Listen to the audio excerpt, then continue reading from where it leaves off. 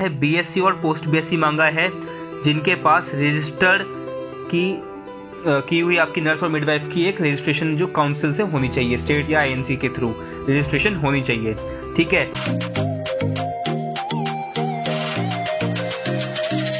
नमस्कार दोस्तों, स्वागत है आप सबका हमारे YouTube चैनल पर जिसका नाम है जेपी नर्सिंग गाइडर। तो आज हम जिपमेर की लेटेस्ट वैकेंसीज लाए हैं दोस्तों, जो कि परमानेंट वैकेंसीज हैं। सुबह भी नोटिस आया था दोस्तों, मगर आप लोगों को पता है कि जेपी नर्सिंग गाइडर पूरी डिटेल में आपके लिए वीडियो लाता है। तो चलिए शुरू करते हैं हम कि ग्रुप बी और ग्रुप सी की ये रिक्रूटमेंट्स हैं। ठीक है दोस्तों, अब हम बात करें कि क्या है। देखिए, ये कुछ इंपॉर्टेंट डेट्स यहाँ पे देख लेते हैं हम, है ना दोस्तों, कि क्या है। इसमें साफ साफ लिखा हुआ है कि ये जो ऑनलाइन पोर्टल का रजिस्ट्रेशन है ये इस साइट से करना है। ठीक है, कब से ओपन होगा? 21 तारीख सुबह 9 बजे से ये स्टार्ट हो जाएगा। 21 जुलाई से आपका स्टार्ट होगा। ठीक है, और क्लोजिंग डेट क्या है इसकी? 11/8/2022 की 11 अगस्त को ये लास्ट इसका पोर्टल बंद हो जाएगा। और आपका जो हॉल टिकट है, मतलब एडमिट कार्ड जो है, वो इस साइट पे ही आपको 25 अगस्त को मिल जाएगा। उन्होंने पहले ही बता रखा है। ठीक है दोस्तों, तो चलिए आगे बढ़ते हैं। आगे बात करें कि डेट ऑफ एग्जामिनेशन की बात की जाए तो date of examination nursing officer, x-ray technician जो होते हैं, रेस्पिरेटरी लेबोरेटरी टेक्नीशियन, उन सब का ही 4/9 मतलब 4 सितंबर 2022 को कन्फर्म्ड बोल रखा है। ठीक है, और साथ में स्किल टेस्ट भी इसमें शेड्यूल है, मतलब नर्सिंग ऑफिसर का स्किल टेस्ट बिल्कुल होगा दोस्तों। ठीक है, ध्यान रखिएगा कि आपका सीबीटी भी होगा, साथ में स्किल टेस्ट भी होगा। उसके लिए वो आपको इन्फॉर्म कर देंगे। ठीक है, क्या क्राइटेरिया रहेगा, कौन कौन एलिजिबल है, वो हम आगे की वीडियो में आपको सब बताएंगे। चलिए आगे चलते हैं दोस्तों। इसमें ये बोल रखा है इंपॉर्टेंट नोट में कि जो कैंडिडेट होगा उसको ध्यान से पूरा एडवर्टाइजमेंट पढ़ना है। ठीक है, क्या क्वालिफिकेशन है, क्या एक्सपीरियंस है, क्या एज है, वो हम सब आपको डिटेल में बता रहे हैं। फिर भी अगर आपको कुछ भी लगे तो आप कमेंट सेक्शन में हमसे पूछ सकते हैं दोस्तों। ठीक है, चलिए क्या क्राइटेरिया है। नर्सिंग ऑफिसर की पोस्ट कोड है ये। ठीक है, टोटल 128 पोस्ट हैं, जिसमें जनरल की 65 पोस्टें हैं, ईडब्ल्यूएस की 16 हैं, ओबीसी की 24 हैं, एससी की 10 और एसटी की 13 पोस्टें हैं दोस्तों। ठीक है, एक और चीज़ कि इसमें ध्यान रखना दोस्तों, इसमें क्या है 80-20 का रेशियो है। ठीक है, ध्यान रखिएगा कि 80% फीमेल और 20% मेल, जैसे कि एम्स में होता है। ये क्राइटेरिया इनका रहेगा। ठीक है, आगे बढ़ते हैं हम। ये देखिए, ये आपका क्वालिफिकेशन का जो है कि कौन कौन एलिजिबल है, उसमें क्या क्या मांगा है। बीएससी और पोस्ट बीएससी मांगा है जिनके पास रजिस्टर्ड की हुई आपकी नर्स और मिडवाइफ की एक रजिस्ट्रेशन जो काउंसिल से होनी चाहिए, स्टेट या आईएनसी के थ्रू रजिस्ट्रेशन होनी चाहिए। ठीक है, बीएससी और पोस्ट बीएससी के, बट इसमें कोई भी एक्सपीरियंस नहीं मांगा गया है बीएससी और पोस्ट बीएससी की तरफ से। साथ ही में अगर जीएनएम की बात की जाए, जीएनएम के पास भी वैलिड रजिस्ट्रेशन होनी चाहिए और साथ में 2 साल का एक्सपीरियंस होना चाहिए, मिनिमम 50 बेड्स हॉस्पिटल की तरफ से। ठीक है, यह आपका क्राइटेरिया मांगा गया है दोस्तों। वीडियो काफ़ी बड़ी, पीडीएफ काफ़ी बड़ी है, इसलिए मैं आपको थोड़ा जल्दी बता रहा हूँ। और एक चीज़ क्या है कि आप पे स्केल क्या रहेगा, लेवल 7 का पे स्केल रहेगा। ठीक है, एज लिमिट की बात की जाए दोस्तों तो अप टू 35 ईयर्स जो है वो एज लिमिट है। रिजर्वेशन के हिसाब से एज रिलैक्सेशन जरूर मिलेगी दोस्तों, वो मैं आपको आगे बताऊंगा। ठीक है, चलिए आगे बढ़ते हैं। ये देखिए, ये स्कीम ऑफ एग्जामिनेशन है कि मतलब रिटन टेस्ट जो होगा, सीबीटी एग्जाम होगा, उसके लिए ये कुछ डिटेल में दे रखा है कि जितने भी आपका कोई भी पोस्ट है उसमें 70% जो है वो सब्जेक्ट रिलेटेड क्वेश्चंस आएंगे और बाकी जीके, जनरल इंग्लिश, मैथमेटिक्स और जनरल इंटेलिजेंस को लेके 30% आएगा। ठीक है दोस्तों, इसका मतलब क्या है, टोटल 100 क्वेश्चन होंगे जो एक क्वेश्चन 4 मार्क्स को कंटेन करेगा। मतलब 100 में से कितना, 70 आपके नर्सिंग के होंगे और 30 आपके नॉन नर्सिंग के होंगे। ठीक, मेरे के लिए हम प्रीवियस ईयर के पेपर और साथ में जितने भी इंपॉर्टेंट पेपर हैं वो हम अपने यूट्यूब चैनल पर ज़रूर लाएंगे दोस्तों, तो आप ज़रूर बने रहिएगा। ठीक है। एक और बात दोस्तों कि इसमें टाइम जो दे रखा है 90 मिनट्स का दे रखा है, कि मतलब 1.5 घंटे का एग्ज़ाम होगा आपका, जिसमें 100 क्वेश्चन करने होंगे। और एक क्या कि इसमें 1/4 नेगेटिव मार्किंग होगी, क्योंकि साफ सीधी बात है, जब एक क्वेश्चन 4 मार्क्स का है तो आप उसमें समझ सकते हैं। ठीक है, चलिए आगे बढ़ते हैं कि ये स्किल टेस्ट का क्या सीन होगा। इसमें स्किल टेस्ट में देखो दोस्तों, इसमें पहले बताया रखा कि 4 से 8 स्टेशन को हम क्रिएट करेंगे, उसमें स्किल टेस्ट करेंगे। ठीक है, और डेट और जो टाइम होगा स्किल टेस्ट का, वो जो शॉर्टलिस्ट कैंडिडेट्स होंगे उनको बता दिया जाएगा, अनाउंस किया जाएगा। ठीक है, वो बाद में बताएंगे वो चीज़ पेपर के बाद। इसमें क्राइटेरिया क्या रहेगा देखो दोस्तों, जनरल और EWS के लिए क्या क्राइटेरिया है कि CBT का 50% होगा मिनिमम जो एलिजिबिलिटी क्राइटेरिया होता है, साथ में स्किल टेस्ट का भी 50% होगा। वहीं बात की जाए UR जो EWS जो PWD के होते हैं उनका 45 होगा और 50 होगा स्किल में। और SC ST OBC के लिए CBT का 40 है और वहीं स्किल टेस्ट का 50 है। चलिए आगे बढ़ते हैं कि एज रिलैक्सेशन की बात की है। एज रिलैक्सेशन में दोस्तों SC ST के लिए 5 साल की दे रखी है, किसके अकॉर्डिंग 11/8/2022 के अकॉर्डिंग। OBC को 3 साल की है ना, जो सेंट्रल गवर्नमेंट में जो एम्प्लॉयज़ होते हैं उनको अलग अलग हिसाब से ग्रुप में 5 साल दे रखी है, और PWD को 10 साल दे रखी है, जो UR और EWS को होंगे। आगे बात की जाए OBC जो PWD है उनको 13 साल, और जो SC ST के PWD है उनको 15 साल दी जाएगी। ठीक है, चलिए आगे बढ़ते हैं हम आगे। ये हाउ टू अप्लाई का एक पेज है, उसमें साफ लिखा हुआ है कि जो ऑनलाइन पोर्टल दे रखा है उसमें आपको जाके करना है। क्या क्या हो गया एनेक्सर में नीचे मिल जाएगा, वो हम आपको बताएंगे। इस पे आपको जाना है, क्लिक करना है, फिल कर देना है, ज़्यादा कुछ बड़ा चीज़ नहीं है। ठीक है, मैं आपको बता दूंगा आगे चल के। एप्लीकेशन फ़ीस की बात करते हैं पहले। एप्लीकेशन फ़ी में देखो, नेट बैंकिंग, क्रेडिट कार्ड और डेबिट कार्ड तीनों के थ्रू जो मोड्स ऑफ पेमेंट होते हैं उससे आप पेमेंट कर सकते हैं। UR EWS OBC के लिए कितनी 1500 रुपये फ़ीस है, वहीं SC ST के लिए 1200 फ़ीस है, और PWD के लिए कोई भी फ़ीस नहीं है। ठीक है दोस्तों, इस चीज़ का ध्यान रखने का। चलिए और आगे बढ़ते हैं कि क्या क्या कुछ जनरल इंस्ट्रक्शन इन्होंने दे रखी है, कि यही ये आप पढ़ सकते हैं, नॉर्मल PDF में है। नॉर्मली है कि आपका फ़ोटो सिग्नेचर इसमें क्लियरली विजिबल होना चाहिए ऑनलाइन मोड में। ठीक है, और कि जो सक्सेसफुल ट्रांजैक्शन होता है उसकी एक E-रिसिप्ट जनरेट होगी, वो आपको आप प्रिंट आउट करके रखनी है। और साथ में कि अगर इनकम्प्लीट या फिर कुछ होता है तो वो खुद ही जो है रिजेक्ट हो जाएगा, और कैंडिडेट को खुद जिम्मेदार होगा उस चीज़ के लिए। ठीक है, आगे बात की जाए, इसमें मैं बताऊंगा जो अगर आपकी फ़ीस पेमेंट आपका वहाँ से हो गया है, बट आपका फ़ीस पेमेंट हो गई है बट आपका ये फॉर्म सबमिट नहीं हो रहा है, तो उसके लिए भी आप कंप्लेंट डाल सकते हैं। ठीक है, ये कुछ मेन पॉइंट्स हैं दोस्तों। अब जनरल इंस्ट्रक्शन आप पढ़ सकते हैं।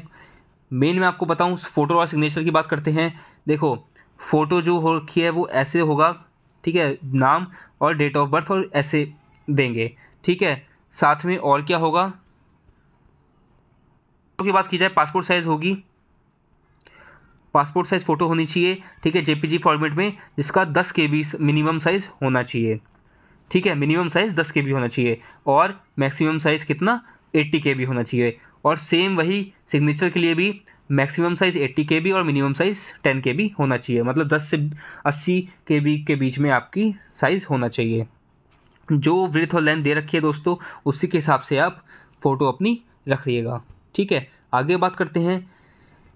अगर आप EWS OBC या फिर कुछ भी हैं तो आपको वो आपके सर्टिफिकेट्स अपलोड करने हैं। ठीक है, जहाँ पे एप्लीकेबल होंगे। साथ में इन लोगों ने नीचे एनेक्सर्स दे रखे हैं, वो भी आपको फिलअप करके अपलोड करने होंगे। ठीक है दोस्तों, मैं आगे बात करता हूँ। एग्ज़ाम सिटीज़ की बात कर रखी हैं कि जैसे कि दिल्ली, NCR, पुडुचेरी, कोलकाता, मुंबई, चेन्नई, ये सब मेन में जितनी भी सिटीज़ हैं वहाँ पे ये होगा। ठीक है, हॉल टिकट की बात की जाए तो हॉल टिकट उन्होंने बोल रखा है कि पहले ही कि ये नेम, डेट ऑफ बर्थ होगा हॉल टिकट में, आपके फ़ोटो सिग्नेचर होंगे, और आपका अलॉटेड रोल नंबर और आपका सिटी होगी सिर्फ और सिर्फ। ठीक है, और इन्होंने साफ बोल रखा है कि कोई भी चेंज नहीं होगा डेट ऑफ बर्थ, नाम और एज कैटेगरी में आफ्टर सबमिशन ऑफ एप्लीकेशंस। अगर आपने एक बार सबमिट कर दी तो उसके बाद कोई चेंज नहीं होगा। ठीक है, या फिर आपको फ्रेशली एक दोबारा से अप्लाई करना होगा क्लोजिंग डेट से पहले पहले। ठीक है दोस्तों, चलिए आगे बात करते हैं। और क्या बात दे रखी है, हाँ ये मोस्ट इंपॉर्टेंट पॉइंट है दोस्तों कि आपको अपना जो हॉल टिकट है मतलब एडमिट कार्ड है उसको संभाल के रखना है। कब तक? अपॉइंटमेंट तक। अपॉइंटमेंट तक और वेरिफिकेशन के टाइम पे कभी भी उसकी ज़रूरत पड़ सकती है। इन्होंने तो पहले ही बोल दिया है कि आपको वो हॉल टिकट अपने पास संभाल के रखना है। ठीक है दोस्तों, इस चीज़ को आप ध्यान से रखिएगा। एग्ज़ाम के नीचे में पॉइंट बता दूंगा, उसमें भी ये बोला गया है कि जब आप एग्ज़ाम देने जाओगे तो वो लोग वापस आपको वो हॉल टिकट दे देंगे। चलिए आगे कुछ इंस्ट्रक्शंस दे रखी हैं। देखिए दोस्तों, ये काफ़ी मेन इंपॉर्टेंट है कि 2 घंटे पहले आपको पहुंच जाना है। ठीक है, अननेसेसरी प्रॉब्लम से बचने के लिए। और साथ में हॉल टिकट के साथ एक वैलिड आईडी प्रूफ रखना है। वैलिड आईडी प्रूफ के लिए इन लोगों ने लिस्ट दे रखी है, जिसमें Aadhaar card, e Aadhaar card with validated digital signature, Indian passport या फिर वोटर आई कार्ड, इन चारों के सिवाय कुछ भी हुआ जैसे कि डीएल आप लिया या कुछ भी, वो वैलिड नहीं माना जाएगा। ये 4 ही इन लोगों ने वैलिड बोला गया है। ठीक है दोस्तों, तो आप इस चीज़ का ध्यान रखिएगा। और साथ में सिग्नेचर और जो सील लगती है सेंटर के रिप्रेजेंटेटिव या फिर इन्विजिलेटर पे हॉल टिकट पे, वो भी आपको खुद ही जिम्मेदारी होगी। ठीक है, इन कुछ पॉइंट्स का ध्यान रखिएगा। हम सारे मेन इंपॉर्टेंट पॉइंट्स दोस्तों कवर कर रहे हैं, बट अगर आपको लगा कि आपको कोई पॉइंट समझ नहीं आया तो आप हमें कमेंट सेक्शन में बता सकते हैं।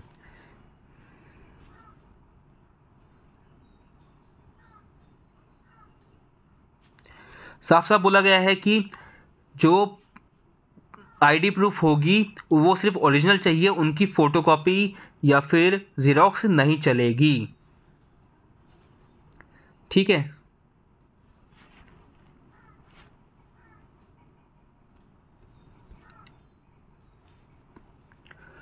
और जैसे कि सभी एग्जाम्स में होता है, cellular phones, calculator, watch, alarm, ये सब मना है, परमिट नहीं दिए गए हैं।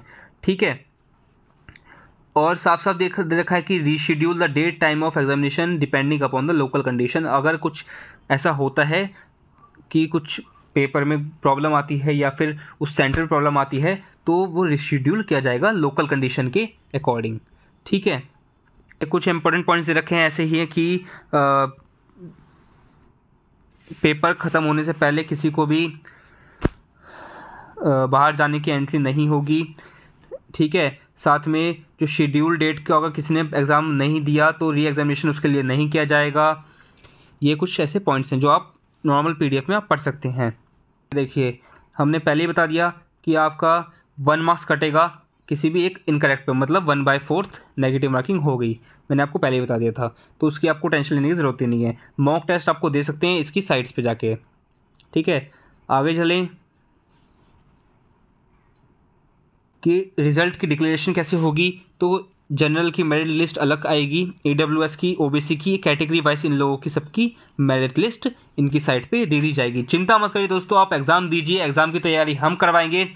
बस आप अपनी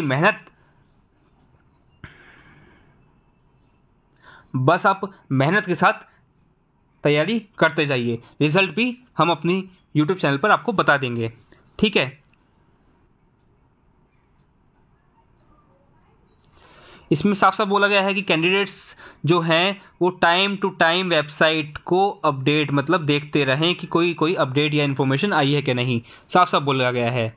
ठीक है दोस्तों, अगर आपसे इतना भी नहीं किया जाता तो आप हमारे चैनल पर बने रखिए, हम मेनली जितने भी अपडेट्स आती हैं वो आपको दे दी जाएगी।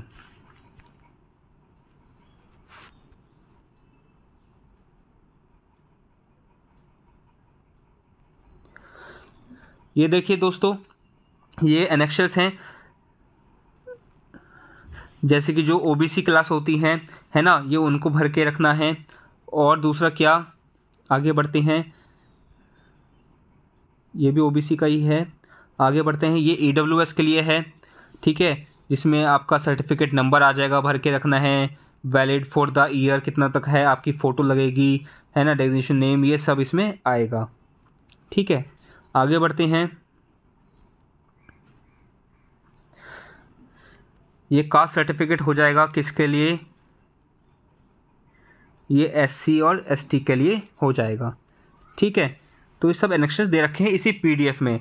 साथ में जो PWD जो डिसेबिलिटी सर्टिफिकेट होते हैं ये उनके लिए हो जाएंगे, जिसमें फ़ोटो होगी और जितने भी कुछ क्वेश्चंस हैं वो इसके अकॉर्डिंग वो इसमें दे रखे हैं।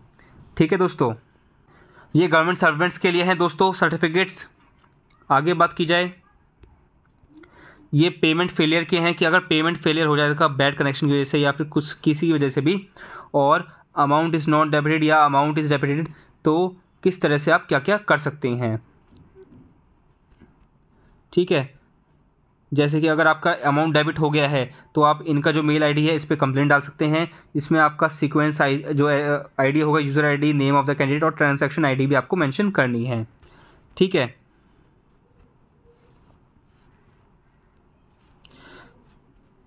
ये कनेक्शन दे रखा है, जैसे कि इसमें आपका वैलिड मोबाइल नंबर होना चाहिए, क्योंकि जब आप रजिस्टर्ड करेंगे साइट पे तो उसके 5 मिनट बाद आपको लॉगिन आईडी और पासवर्ड, जो यूज़र आईडी पासवर्ड है वो आपके जो रजिस्टर्ड नंबर है, मोबाइल नंबर और ईमेल पे आ जाएगा। उसी से फिर आप आगे फॉर्म फिलअप कर सकते हैं।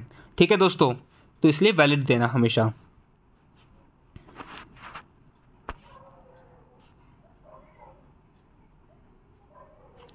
जब फाइनल सबमिशन हो जाती है आपके एग्ज़ाम फॉर्म की, तो आप उसको प्रिंट आउट निकालिए और सेव रखिए उसको फ्यूचर के लिए। ठीक है, पहले भी जो बता रखा है आपको।